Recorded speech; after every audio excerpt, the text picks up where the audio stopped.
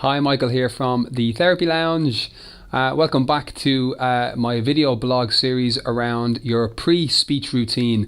What's the most meaningful way to set ourselves up to walk into a room and to do some public speaking, or to go out and do some sort of performance, whether it's singing or dancing or who knows what that might be.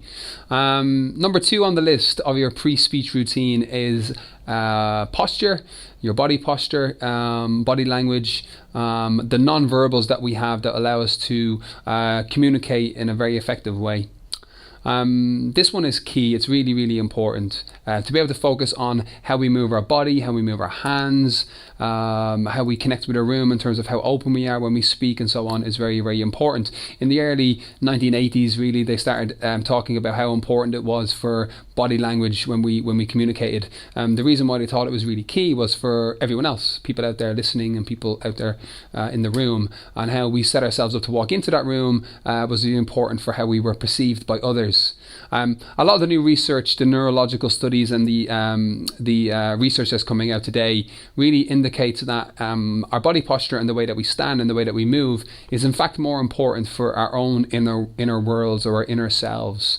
It turns out that in fact we are a massive mirror for ourselves, particularly for the unconscious part of our brain, the part of our mind that regulates our fight or flight response or the orientation response. When the unconscious mind sees us and witnesses us walking into a room with very closed body posture, when we find that chair and we go in and we sit down and we sit in the corner and we wait for our turn and we close down and we're hunching down and we're pushing all our feelings down, well, invariably what we're telling ourselves, what this part of our brain is telling this part of the brain, is that shit, we're in trouble here. There's danger in this room, and what I need is my survival instinct, and please give me more adrenaline, please increase my body temperature even more, and please increase my heart rate in order to pump some oxygenated blood around my body and also into my brain. So invariably the fight or flight response kicks in at a more rapid rate, which invariably slows us down, which is not what we want. So how do we use our body in the most appropriate way? If you look at sport particularly, and let's look at Usain Bolt, he's a wonderful example. Usain Bolt is obviously head and shoulders above everyone in his game. The 100-meter sprinter that he is, he has a very specific way of setting himself up, particularly his body and his mind, before he goes and does the thing that he knows he can do very well. So when he's there and before he gets into the blocks, he will, if you watch him and if you observe him, he does things like this. And he's doing this and he's kind of looking up into the heavens and he's smiling with that big, beautiful Jamaican smile. And as he's doing this, he's looking up and he's kind of imagining himself running through the finish line. He does this when he runs through the finish line, this is joy, or in nature, this is a lion attacking, it's something that's in the natural world. It's a preacher maybe standing at top of a pulpit talking to the people as he's preaching. His parishioners are all down here. Or in a different context, it's Hitler standing there, and you don't want to do this too much, but it's Hitler standing there, and it's power. This is the biggest power pose in nature. Lion attacking in nature, Usain Bolt running through the finish line, or else beforehand he's doing this. A golfer, as I said in the last post, is doing this to kind of use the energy inside his body, because it's very important for him to do that. But how we use our body and how we move is really, really key. When we do things like power pose in meetings, when we stand there, and you see people do this all the time, the Superman pose, or Wonder Woman if it's a woman, or you see people kind of introducing themselves like this, hello. It's really nice to have everyone here, and they really kind of use their hands, and they're quite open when they speak.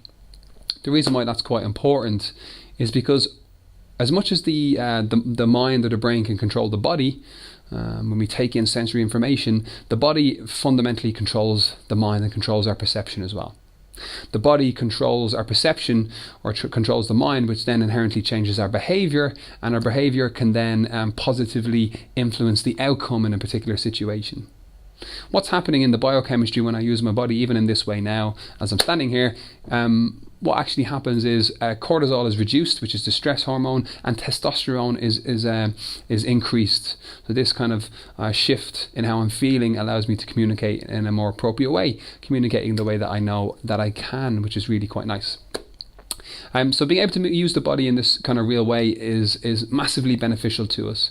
Loads of research coming out of America, particularly the universities over there, demonstrating the power of these, what they call power posing, this using your body in this way, or before you walk into that important interview, instead of sitting there with this closed body, still reading what it is that I need to learn about myself and why am I still trying to prepare words and things. It's too late. All I'm doing is pouring fuel on the petrol of the fight or flight response. In reality, what I should be doing is standing in that lobby or wherever I am, and I should be preparing myself. I should be controlling my breathing, which was the first video blog that we looked at. And number 2, I should be controlling my body. I too can be in control of how I move. And I can choose to stand looking in a mirror maybe and just power stance a little bit. Just use my body in a more appropriate way. Do this. Big power stance. Do the Usain Bolt. Do this.